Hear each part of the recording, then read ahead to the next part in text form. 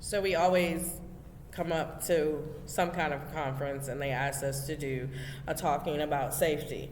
So let's talk about the life-saving power of safe words, the silent signals, and the strong defense.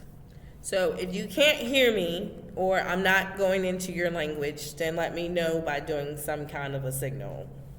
If you are on my YouTube or you are on my Patreon, welcome to the Conference for Family Defense.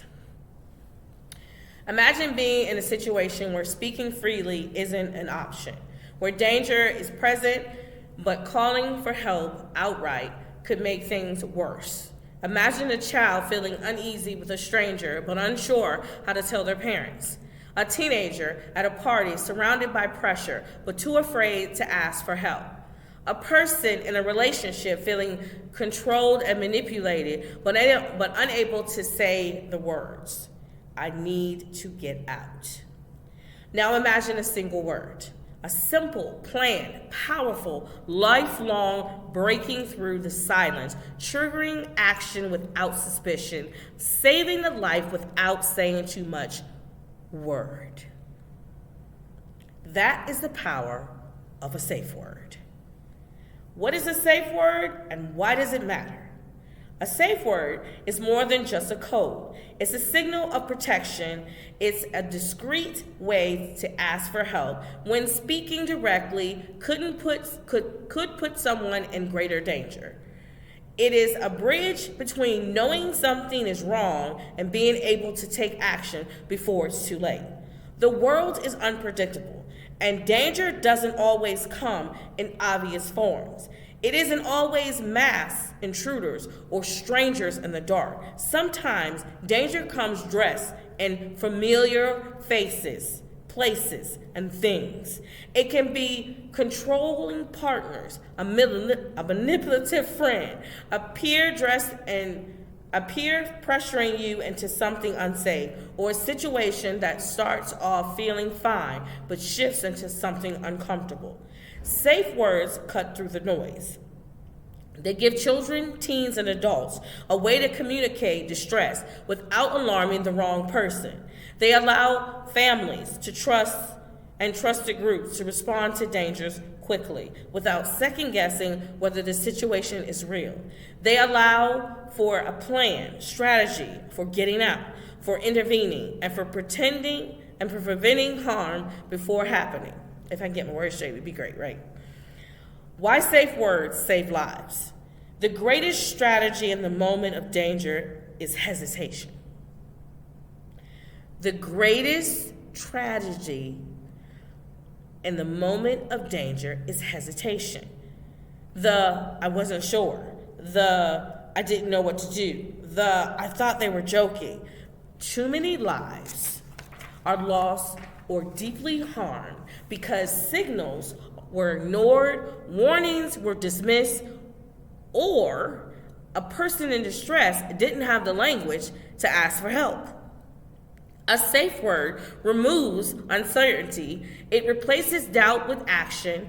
It leaves no room for hesitation because once the word is spoken, everyone involved already knows what to do. In some cases, those few seconds of a quick response can mean the difference between escaping a threat or becoming a victim. Understanding and using safe words effectively. Now check this out. This is coming from the Baby Whispherer Manual, Safe Words. For a safe word to work, it must be clear, planned, and respected. Here's what that looks like. It must be easy to remember. Choose a word or phrase that is simple, but not something used in everyday conversations. It could stand out, yet be subtle enough to say without raising suspicions from someone who may be a threat. It should have clear purpose. Safe words can be used in different situations. Some are meant for immediate intervention. I need help now. While others are used to indicate discomfort without direct danger. Check on me. Discuss and define what your safe word means. You have to talk about it. You have to understand it. You have to be clear on what it means. It must be respected and acted on.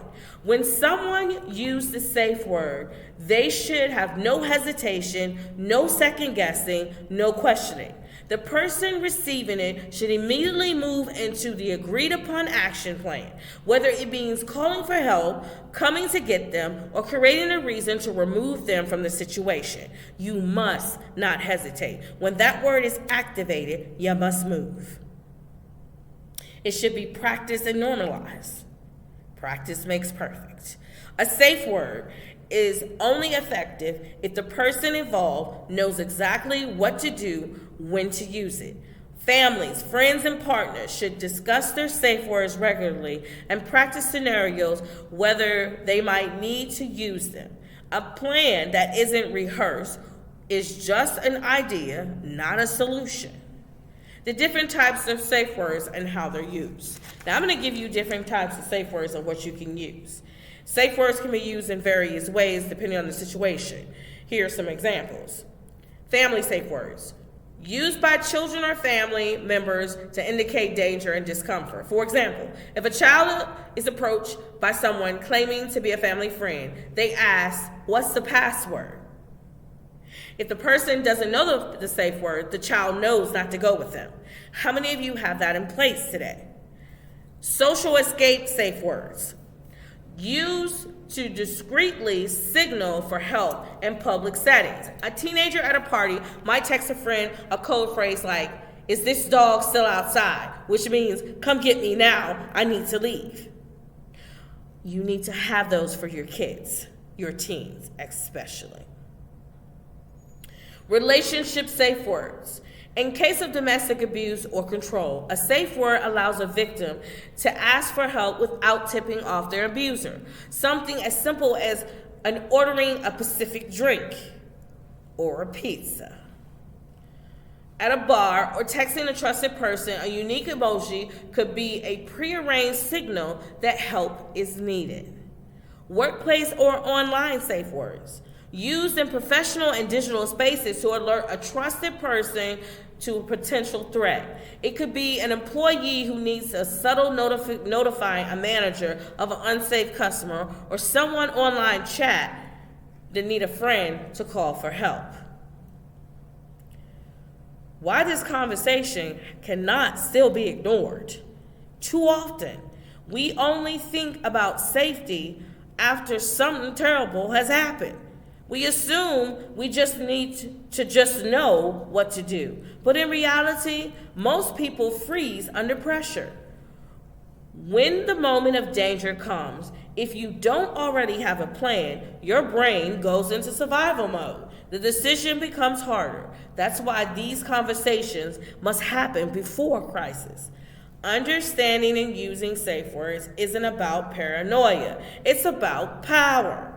It's about refusing to be caught off guard. It's about equipping ourselves and our loved ones with the simple but effective tools that we can break the silence of unsafe situations. So let's stop hesitating and let's start normalizing safety. Let's make sure that every child, every teen, every partner, every friend, every person has a language to ask for help, and assure that when they use it, someone will listen. Because the scariest thing in life and in this world isn't danger itself. It's being in danger and no one come to help. It's the Baby Whisperer and the Baby Whisperer movement saying, if you still don't get it, buy our book, Safe Words. Shh.